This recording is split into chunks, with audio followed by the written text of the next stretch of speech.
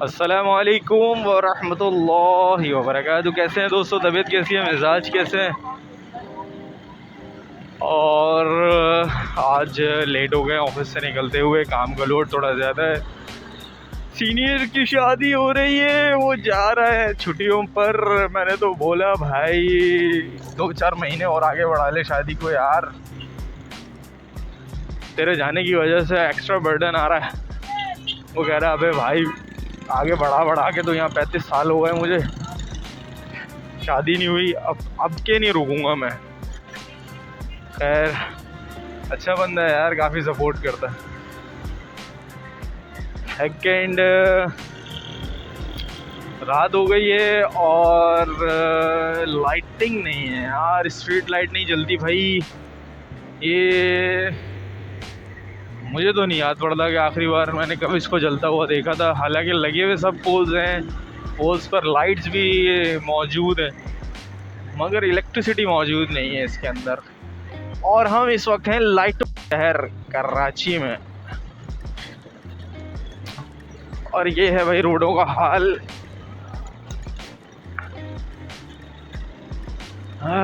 या अल्लाह इसके हाल पे भी रहम फरमा। देखिए भाई यहाँ चेयर्स वगैरह मिलती हैं, अगर आप लोग यहाँ पर आगे चेयर्स वगैरह लेना चाहें तो दूसरी जगहों के मुकाबले में थोड़ी सस्ती ही मिलती हैं, ज़्यादा नहीं, थोड़ी सी। ओके, उम्मीद तो यही है कि आगे रश नहीं होगा, पुल जाम नहीं होगा, शमा मार्केट भी जाम नहीं होगी। आप लोग बताएं भाई कैसा रहा आज का दिन आप लोगों का, क्या कुछ नया किया या वही डेली रूटीन मेरी तरह? बहुत अच्छा था, अबर आलूद हो रहा था। ब्रेक ब्रेक ब्रेक, मैं तो समझ रहा था शायद बारिश होगी, मगर बारिश हो ही नहीं। गोइंग फास्ट भाई, मोहतात तरीके के साथ।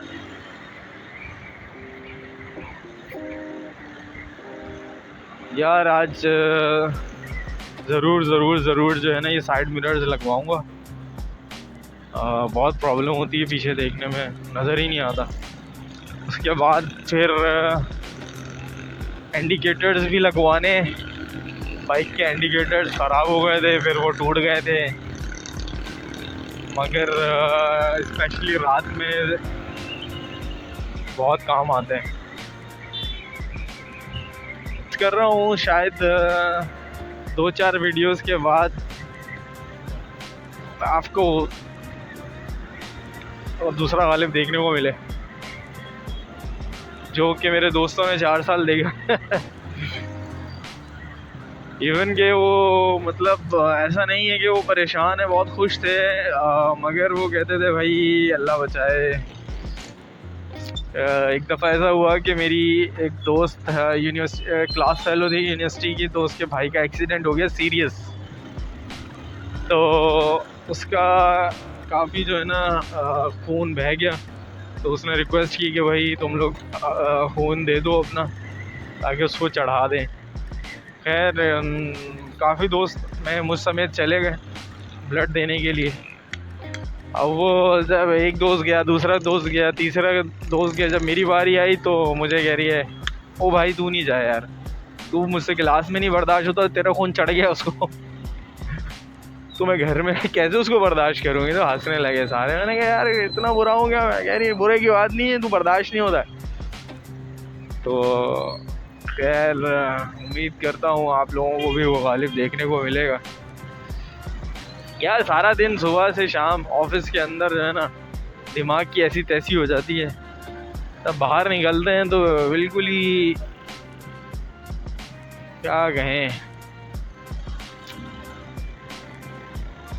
अब ये चैनल भी स्टार्ट करने का मकसद यही था कि जो एग्जॉक्स होना होता था ना, मैं इसके ऊपर हो जाऊं, मगर अभी तो हो नहीं पा रहा हूँ, पता नहीं क्या मसला है, मगर हो जाऊंगा। भाई के भाई मुझे भी ऐसी लेनी है।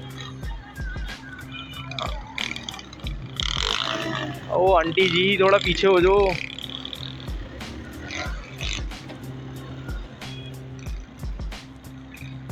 हे क्यूटी बॉय।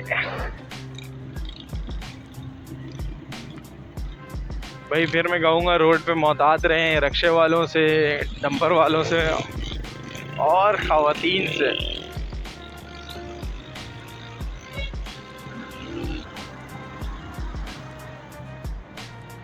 एजुकेटर इतने छोटे छोटे घरों में आने लग गया यार। आजकल के स्कूल्स जो हैं इतने छोटे छोटे बनने लग गए हैं और इतनी ज़्यादा इनकी फीसें होती हैं। ये मतलब नो एक्टिविटीज़।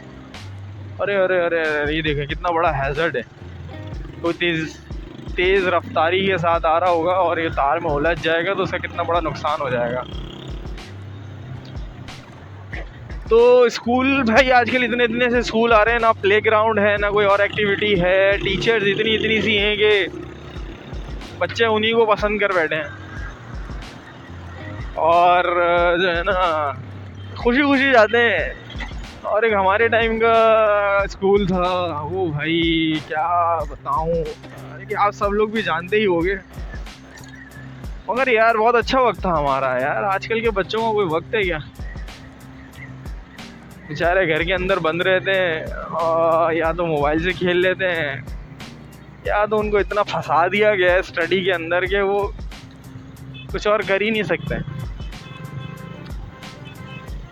हमारे टाइम पे तो इतना बड़ा स्कूल होता था कि ब्रेक में भी जो है ना बच्चों को वापस बुलाते बुलाते आधा घंटा और हम लोग खेल लेते थे। इतना बड़ा प्लेग्राउंड था कि हमारे स्कूल जैसे 3 स्कूल और बनते उसके अंदर, फिर भी जगह बच जाती। उसके बाद हमारी teachers, oh my God, trend professionals. जब वो पढ़ाती थी क्या पढ़ाती थी, और जब वो कुटास लगाती थी तो क्या ही कुटास लगाती थी, क्या बताएं आपको। हम लोग भी पिटे हैं और वो पिटाई ही याद करते हैं और हंसते हैं कि हम किस तरीके से पिटा करते थे। हम बहुत शैतानियाँ किया करते थे। हमारा एक ग्रुप था, एक टीचर का मारने का स्टाइल तो इतना ख़तरनाक था कि क्या बताऊं। वो पकड़ती थी बाल, क्योंकि आप बच्चे वही शू शू करते थे, इधर से इधर कट मारते थे, तो वो चमाट मार ही नहीं पाती थी। तो एक टीचर ने इसका जो तोड़ निकाला था वो ये था कि वो बाल पकड़ती थी फ्रंट के और उनको उंगली से मड़ोड़ के ग्रिप कर लेती थी। उसके बाद जो वो रखती थी ना, ओए होए होए होए, 2-3 तो ऐसे आते थे कि बस पता ही नहीं चलता था।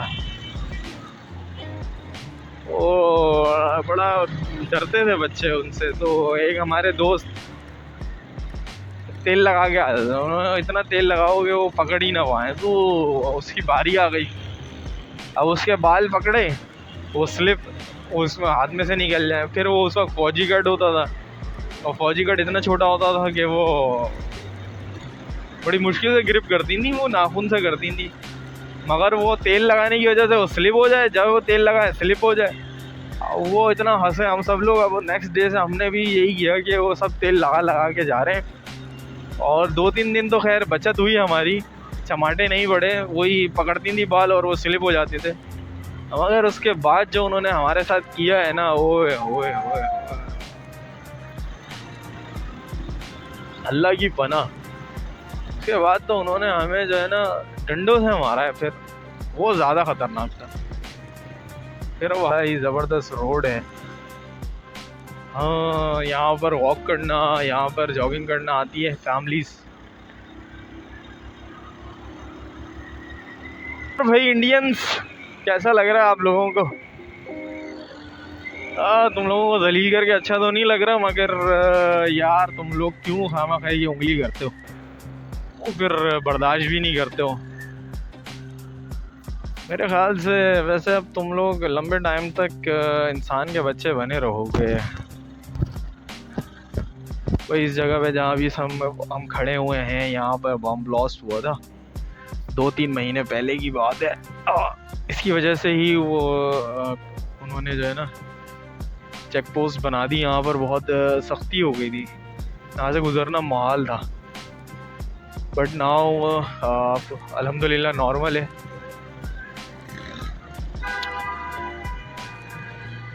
वो ज़बरदस्त यार। ये एरिया ना लिटरली मुझे बहुत पसंद है। वो इसलिए कि यहाँ पर ग्रीनरी है, यहाँ पर ट्रैक्स बने हुए हैं। बंदा जो है ना खाना, रात का खाना खाने के बाद अब वॉक करने के लिए आ जाए, सुबह फजर के बाद वॉक। और सबसे बड़ी बात, ये स्नैच फ्री एरिया है यहाँ पर। अल्हम्दुलिल्लाह स्नैचिंग वगैरह का जो है ना तस्वुर भी नहीं है।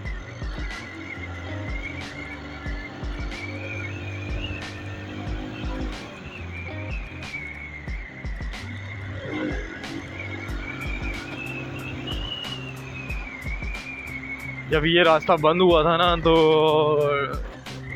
शारा फैसल पे, जौहर पे बहुत ज़्यादा ट्रैफिक हो गया था, बहुत ज़्यादा ट्रैफिक कि 1 घंटे की जगह 2 घंटे लगते थे घर पहुंचने में।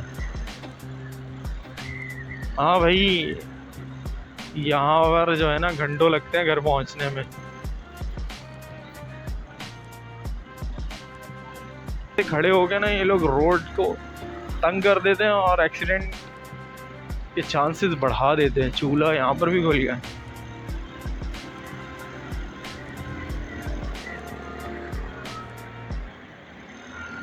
तूता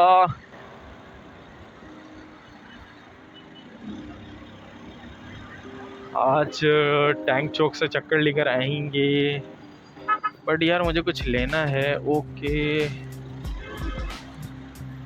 दिखाएं उनको, बताएं उनको, सिखाएं कि दुनिया कैसे चल रही है।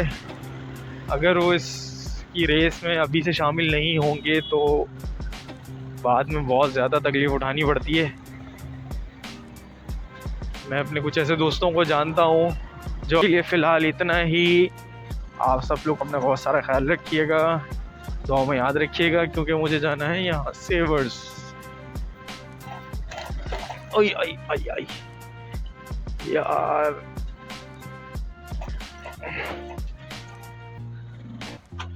ओके फ्रेंड्स, अपना बहुत सारा ख्याल रखिएगा। फिर मिलते हैं अगली वीडियो में इंशाल्लाह किसी नए टॉपिक के साथ।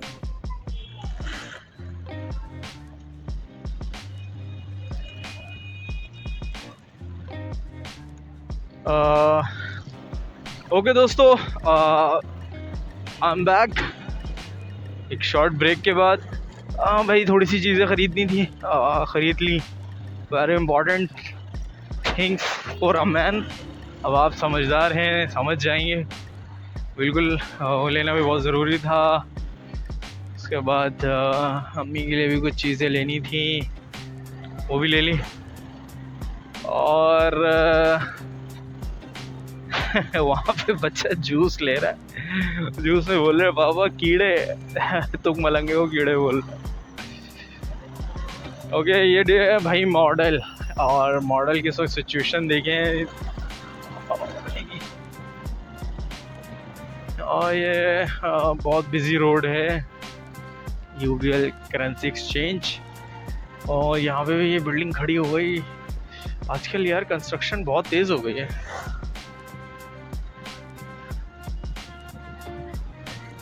आगे रश होने वाला है क्योंकि रोड ख़राब है। अरे भैया, यहाँ पर भी कोई ना कोई इतना रश है, गैस नहीं आ रहा है घर पे, लोग रोटियों के लिए लाइन लगा के खड़े हुए हैं। ओ, यहाँ से जाना रिस्की है, आगे का पता नहीं, वापस आना पड़ेगा।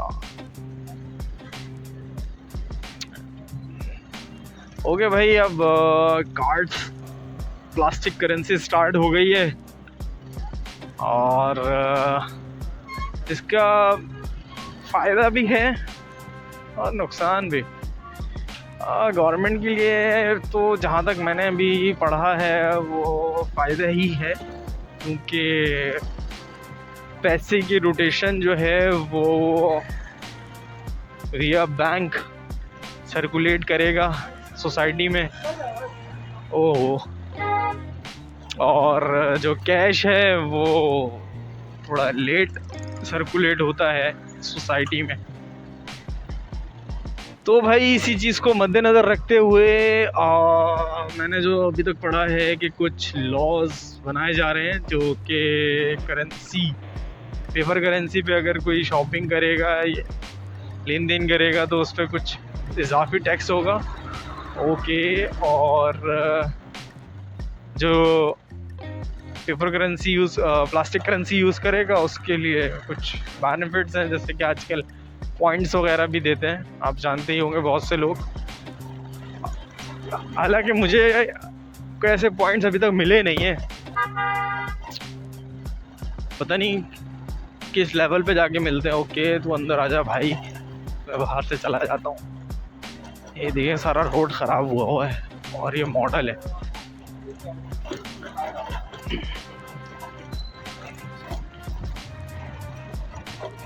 तो भाई पेपर करेंसी का नुकसान ये है कि वो प्लास्टिक करेंसी का नुकसान जो मेरी समझ में आता है वो ये है कि आपको पता नहीं चलता है कि आपने कितने पैसे खर्च कर दिए। और जैसे आप अपना कार्ड स्वाइप करवाते हैं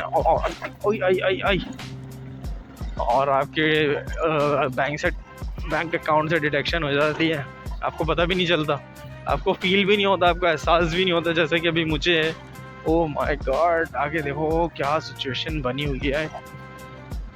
के लिए फ़िलहाल इतना ही, फिर मिलेंगे नेक्स्ट वीडियो में इसी अपनेपन के साथ। अपना बहुत सारा ख्याल रखिएगा, दुआओं में याद रखिएगा। फ़ी अमान अल्लाह।